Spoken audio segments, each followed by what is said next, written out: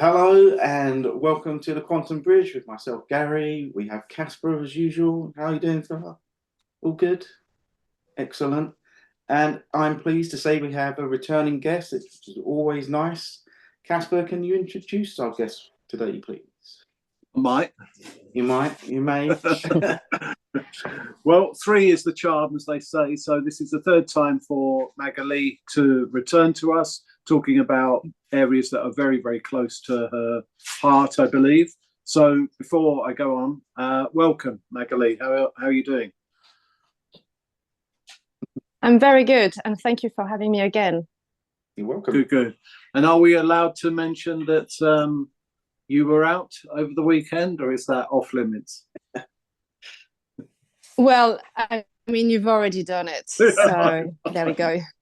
I know that was the idea. So Magalie might be still slightly suffering, although I'm sure she'll deny that. But anyway, moving on from that into more spiritual realm. So, Magalie, maybe you can start by sort of framing the area.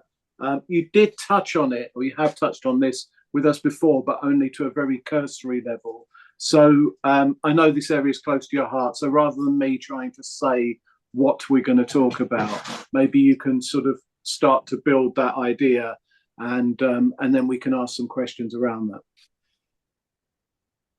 Yeah, sounds good. So yeah, firstly, I want to say thank you because I prompted this podcast today. I was very, very inspired. I have mentioned, I think, the last few podcasts about meeting a plant and how one, how the big part of that is finding our center and being in connection with kind of those inner parts of ourselves. And in a way, we all have our own inner master, our own inner guru, or inner healer, whatever we want to call that. And that's a very important part in the plant meeting. And I think a few times I suggested about how birth into being can come in and help with that. So this year I have done a couple of workshops, and I've been doing birth into being workshop for the last 7-8 years, and I'm going to explain a little bit what is birth into being. But this year has really prompted me to make a lot more noise about it, because in the past we used to do them with people who would walk in the workshop, and we would have amazing feedbacks and all of that. But for the last couple of years I've been working with my own patients, people that I see regularly, and seeing the changes and shift that happens in them has been a deeper revelation, I want to say. So I feel like I really want to promote this and try to help more people with this. So that's how I'm here today. And the birth into being, so the title sounds really birth related, as it is. And basically Elena Totetoni, who is this Russian lady, amazing woman, who came up with 16 processes. So she was originally a midwife in Russia. And at the time, the hospital were run by the Soviet army. So every woman would just have a very strict protocol to be put under anesthetic and go into a C-section. So they would have no choice in how the birth happened. They would just be put down like this. And, so huge trauma. And that would happen for several years. And Elena, with I think another 2 midwives, and this is my recalling of the story. So please, don't just take my word for it, because that's with my own filters and what I took from it.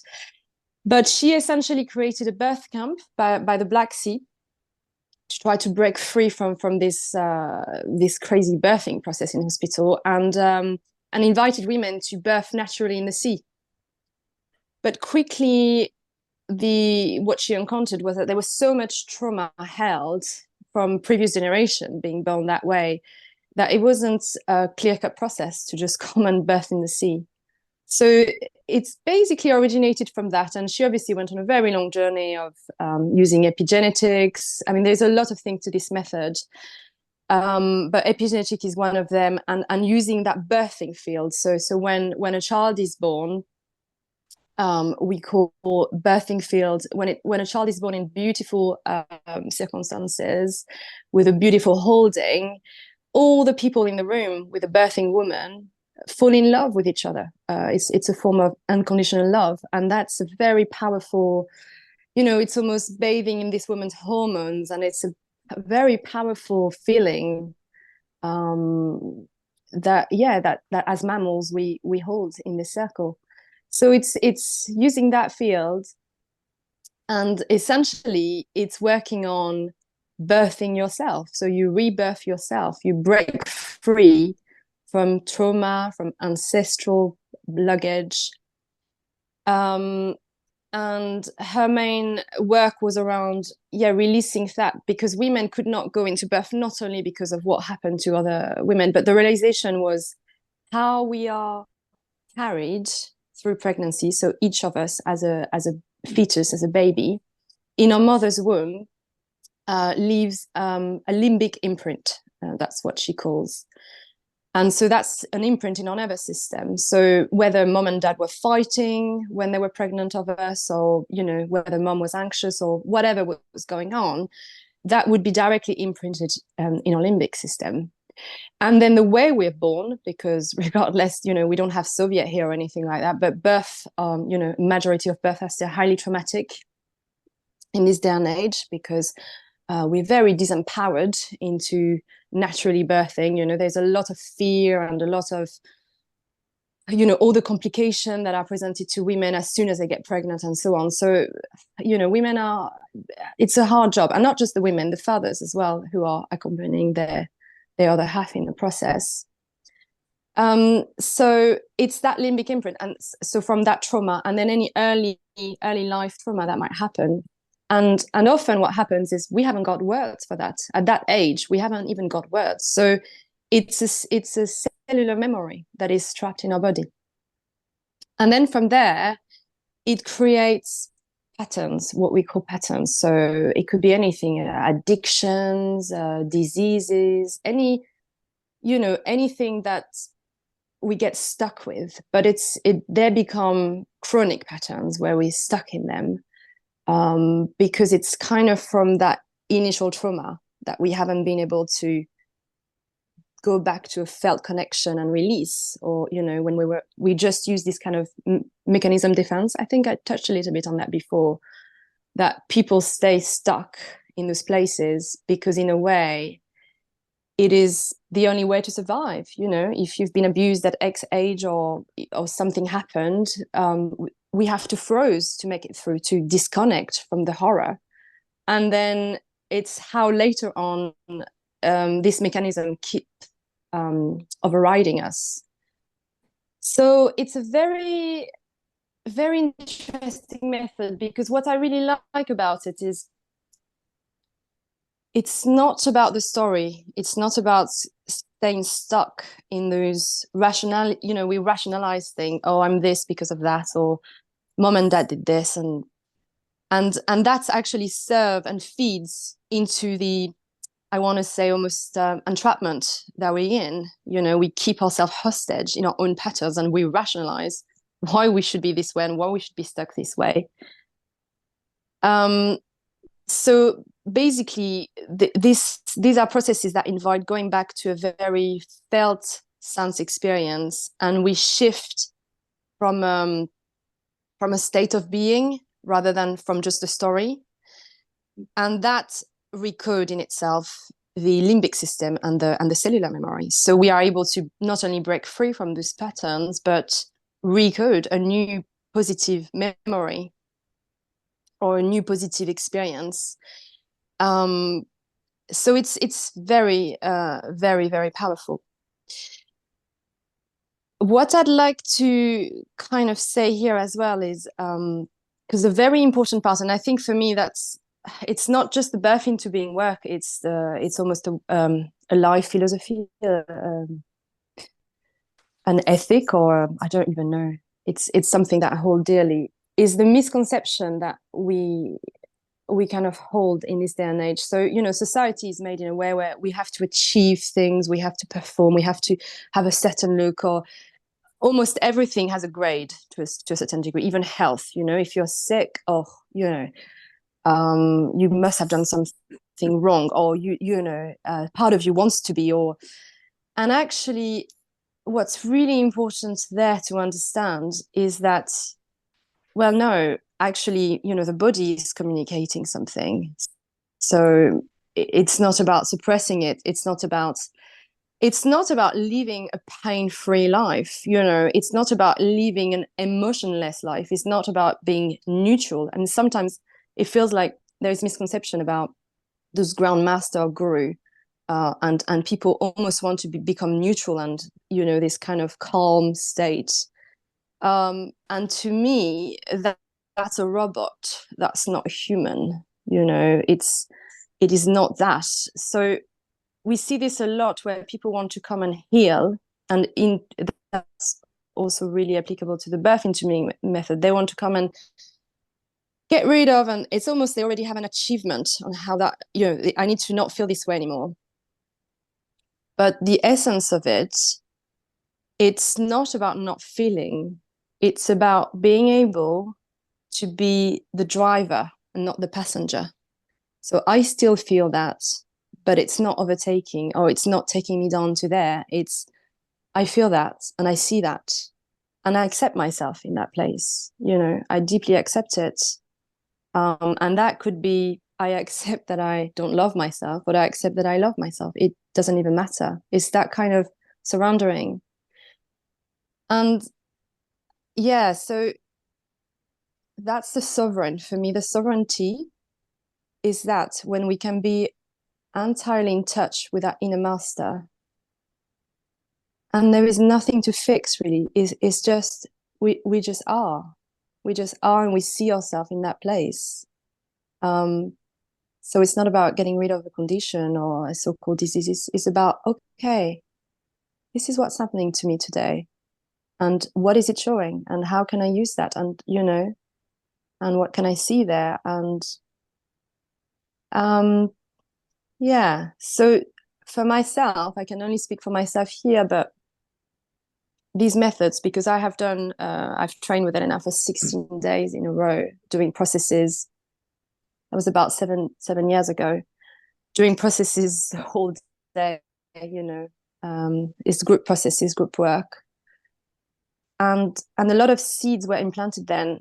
And they're still kind of, growing, and the flowers are starting to blossom, but it really has shifted so many things in that respect where, and even today I'm like, oh, that's different now, that, and it's you shed something and you might feel a difference straight away. I mean, a lot of us do, but it's so deep that little seed that's been implanted will keep growing for the rest of our life, basically, with these workshops. So yeah, that's basically, I'm not sure if you know what I'm saying, because it's very mystical the way I'm explaining it, but No, that is what I wanted to share for now. yeah, I don't think so. I think our audience will resonate with that on many different levels, and that's the key to all of this stuff. So just something quickly from me, because I'm sure this will be bringing up in Gary some questions, but from my perspective, the thing that I sort of found quite profound and interesting was this aspect of people coming and being involved in these sessions, if that's the right word, and things that are totally unexpected happening because, as you rightly say, of it being beyond words. And I think if you could bring that aspect of it, as per those other people that are involved with you in these, it would be quite interesting to sort of understand why there's this massive emotional sort of release, and why maybe that can't be put into words beforehand, but why these are so important. Because it seems to me these are more than ever hugely important experiences that people are having as part of this process. Yeah, thank you. That's actually a really good way to put it into words as well. And you really got to the core there, because it is that they do come and it's unexpected and it's almost so powerful. So essentially, there's a few things that happens. So it's usually a group of 3 or 4 that comes in, and I might not go into the depth of each processes, but generally someone in the process will be the main person who needs to work on something in particular. And when we go in the process, one of the first things that happens is we do a very there is a breathing, we call it the monkey breath. And by doing it's a very I'm not going to do it here because you will be laughing, but it's not the problem. You're not going to really understand what that does, so I'd rather explain it. So essentially we want to move our facial muscles as fast as we can, as quick as we can, and we want to have a really fast breath, and that will not only it's moving all the emotions on our face, because every muscles carry different emotions. So we want to just activate all of these muscles to almost start in the process with a blank canvas. And then the fast breath will help it will help bypassing the cortex. So essentially most of us, all of us, we have a huge cortex, and that is a very good brain to override and make rational explanation about everything. And it's great for a lot of things, but when it comes to trauma or emotional release, it's a massive hindering.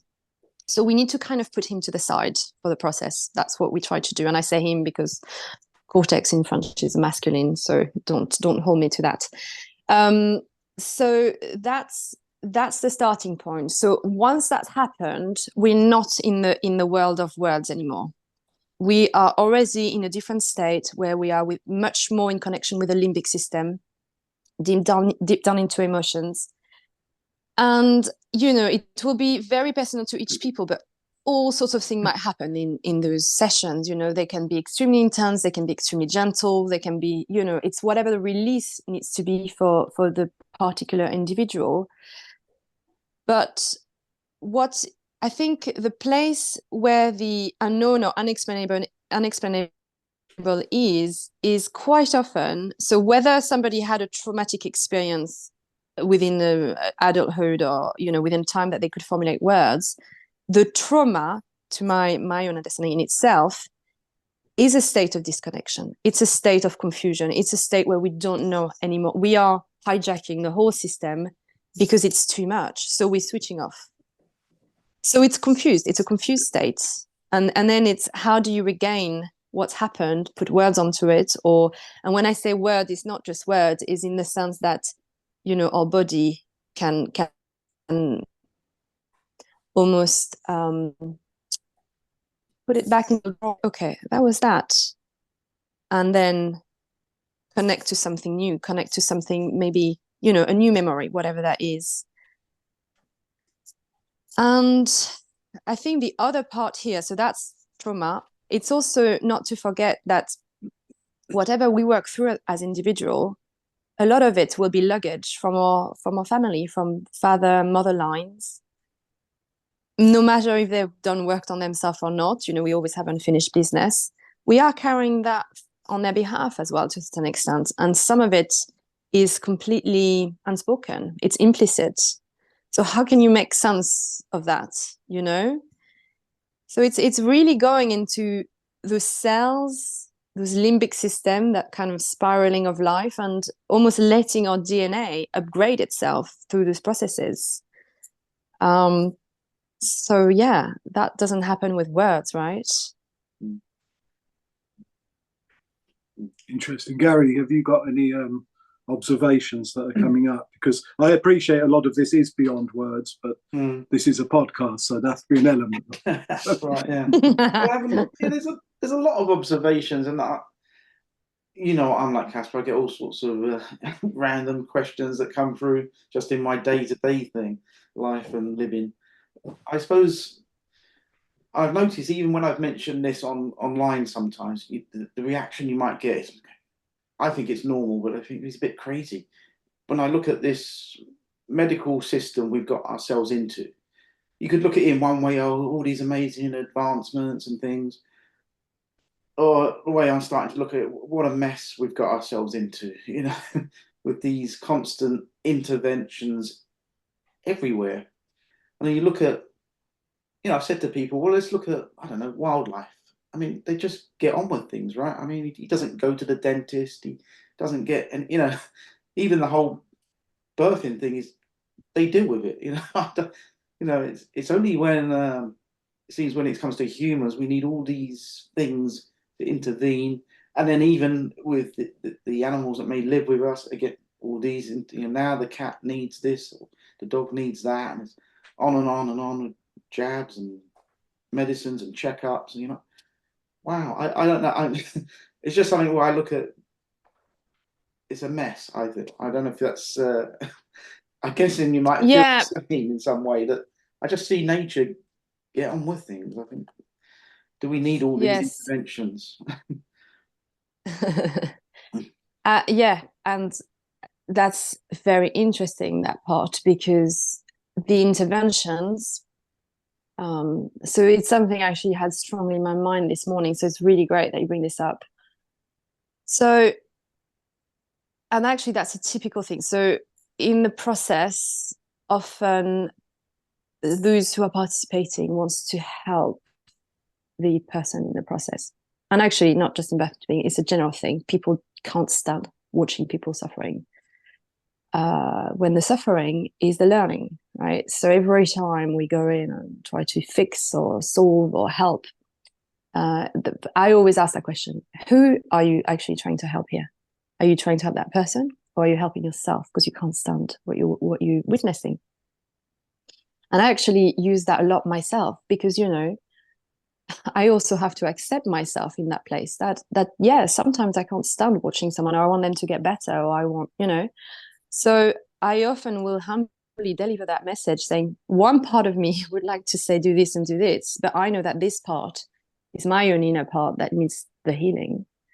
And the other part of me, if I was to ground myself to my connection, my center, I would just say, I see you. I see how shit is spinning right now for you. I hear that. I see. And that is so powerful to offer that to someone. And when I've received that, I felt seen, and sometimes all we need is just someone to witness that. We don't need advice. We don't need to be fixed. We don't need any of that. And actually, yeah, that is again, that's a really core work into the birth into being method. Is when we do these processes, we're not rescuing anyone. And if the person doesn't want to shift, that is the process for them at that point as well. If they're not ready for the shift, if they just the fact that they will have experienced themselves in a stuck state and not wanting to shift is that process. And nobody is here to say or judge, oh, I mean, we can, but that's again, that's somebody stepping in with their own stuff. But we have no idea. I mean, I have no idea. I'm a space holder. I can never know for sure because I'm on my path, and my path is to learn certain things, not learn others. And some people, so it's not even a difference in levels. It's just different paths. So it's being very respectful of that. And it's true, nature, they don't have that cortex thing and the emotional. I mean, for me, the emotions are almost like the top of the atmosphere. It's the thing. It makes a lot of noise. It takes a lot of space, but it's just a top layer. If you go in deeper in, it's just a buzzing sound, and we can observe them and feel them and but they don't need to be given all the control, the power, because in nature, you're right. I've watched many animals on my farm losing their babies or losing things, and actually I often experience deep grief for it depends on the situation, but I did experience deep grief, and then I decided to watch what the animals was going to do next, and what they do next is they carry on. They just carry on.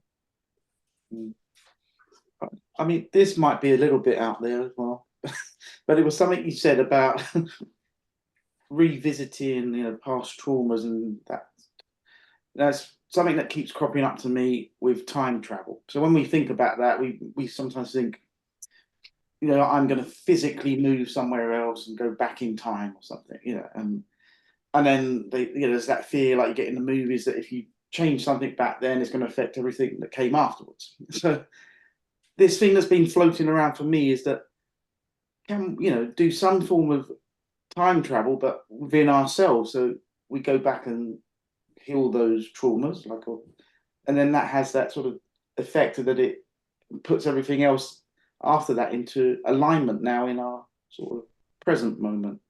Is that nuts? Or so kind of going back to those things and So then changing that little how we felt about that particular event then aligns everything else after that into a new kind of reality. Is that bonkers? Or I don't know. so yeah, it's interesting. It's a I had actually never thought about seeing it this You way. see, yeah. I mean, I think there is some truth to it. For me, it's mostly restitution. So, so when you go into, I mean, the trauma, and it's not healing the trauma. I want to be really clear here. We're not healing a trauma. We go into listening because it's very different. We don't want to put any form of pressure. We're not even trying to heal anything specifically. It's whatever wants to come forth in the moment. So and actually, I mean, I'm gonna start digressing, but the trauma in itself actually really doesn't matter. This is the thing. Like, people are so when they're aware of the trauma, they tend to hang a lot on the trauma, but actually the trauma itself doesn't matter. It's the learning behind it. It's, and it becomes so small once you've gone back there, because often for me, no matter the gravity of it, it's actually what's behind, what's that person's journey, what journey are they on. But the idea is more to go in. And so if something happened, like so any kind of trauma, we have those parts that will almost freeze in time. So it's interesting you use the concept of traveling back in time, because they will freeze in that time and they almost fragment outside of ourselves. So some people call them sub-personality in the spirit release world, or inner children, or inner part. Well, it doesn't really matter. It's, if a 7-year-old experiences a trauma, there's going to be a 7-year-old part of that person that fragments out, and it's exhausting because and we have hundreds of them. So it's, what did that 7-year-old need at the time? So it's going back and listening, and whether they needed to scream their head out because they were angry, whether they need to cry because they were sad, whether, whatever that is, it's to allow the listening in and to check in with that part, what they need. And when we do that, yes, you're right, something will change for the future of that person, because that 7-year-old is going to almost be reintegrated with the adult person, or and it's almost that disempowerment that happened then is the other way around. There is a restitution of powers. So in a way, it's a very good comparison. You're going back in time, and then your future is going to change. For sure. The way this person will take decision going forward is going to be different. The way they're going to live their life, eat, everything is going to be different, because that 7-year-old is brought back in and is kind of chaperoned now, or doesn't need to scream that loud, or doesn't, and often it's I call them the silent parts, because someone comes in the room and they say something with their mouth, and I can almost hear the other silent parts around that are saying completely different. I really want to do this. No, I don't hear that. It's very interesting. There you go. That's my crazy stuff for today. So you got 5 minutes, Casper. If there's anything else you want. Well, I really wondered. Thank you, Magalie, and as always, thank you for being so open and available, also to listen to these sorts of questions coming back at you. But is there anything coming up that we should be flagging? I know we'll put it in the description section anyway, and you can always send across anything that's forthcoming, and we'll include that. But is there anything, maybe where this is being recorded in the summer of 2024, is there anything upcoming that for the rest of the year and into 2025 that people might want to hear about? Well, I mean, I'm going to hold two more workshops this year. At the moment, it's going to be one, I can't remember the date. I think there's one on the 3rd of August, obviously in the UK, Great Missenden, and there's another one in November. But I want to do more of that, and I probably will do what I call birth into being drop-in class, where I'll do 2 hours per week. because I feel, and also the work is going to extend, because I bring the plant in there, which is not Elena's, that's my addition to it. The plant holds the space as well. And I actually have processes that are coming in, which really involves a plant. One of the person will be a plant spirit, will connect that. So there's new processes coming in as well with that, and it's very exciting. So yeah, I don't know the dates very well, so I'll probably send you the link but it's really bubbling up. Yeah, and if can anyone you feel wants, yeah. Sorry, Magalie. No, go on. No, I was just wondering, and I don't want to push you to do this, and you know, people keep on coming to me about book projects, and I'm sort of reticent about being involved in publishing again. But do you feel that there is, either now or in the future, can you feel a sort of book or something else, a different type of expression, some sort of record keeping of this? Because this is a fascinating journey, both that you're on individually and those that get involved are on. Can you feel something else coming out of this too? Yeah, but I think that would be more down 5 to 10 years down the line, because I'm also I'm my next thing is putting the foraging course online, so that's going to take a bit of my time the next 2 years. Yeah, and yeah, I mean, there's so much more to be said about this work, but your podcast is my first step. Yeah, great. Yeah, it's sowing the seed, isn't it, for all of those things to come. That's great. And of course, do come back at some point and talk about the foraging, because I think again, things like this are just going to become more and more, quote unquote, mainstream as we head forward. And as people, coming back to sort of an overarching thing about this conversation, as people come into their power and sovereignty more and more, and they start to shed those things that have held them back and prevented them from being sovereign, I think that all of these things are going to become more and more important and visible. So you were just going to say, I know we've only got a minute or two, you were going to mention something else coming up, so please. No, all I was saying is that if anyone feels the call to ask for me to organize these workshops, they can also send a message or whatever. Like I'm always willing, and that I know that we have another podcast due here on the herb stuff. That's right. So I look forward to that, and then we'll talk more about the forage stuff, because that's a huge part. I completely agree. My mission is to empower. That's why I want to put it online. I just want people to know exactly what to do and just heal themselves with the plants. So it's be a very kind of thought through courses. Different little courses will be available for that. Yeah, I think you'll have a lot of uptake of that, and more going forward. Okay, right. Well, I'm conscious of the time, so before we get cut off, thank you, Magalie. Lovely to see you, and hope to see you soon again. Gary, feel free to end the broadcast. Yeah, I just say thank you as well to Magalie. It's been great. It's always very insightful, and I learn a lot. So I look forward to the following shows. And thank you to the audience for watching, and we'll see you again soon. Bye, everyone. Thank you, Magalie. Thank you, everybody. Thank you, Gary. Thank you both. Thank you. Bye.